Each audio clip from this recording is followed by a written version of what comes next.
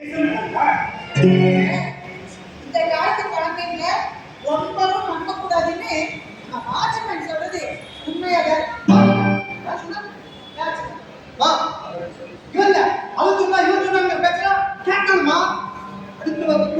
எப்படி கெடுக்கிறாரு இன்னைக்கு ஒவ்வொருத்தரும் கண்ணாடி சொல்லியிருக்கான்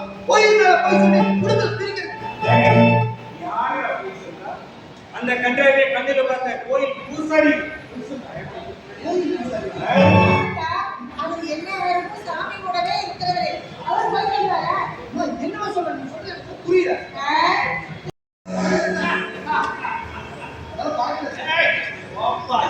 இப்படியே பறந்து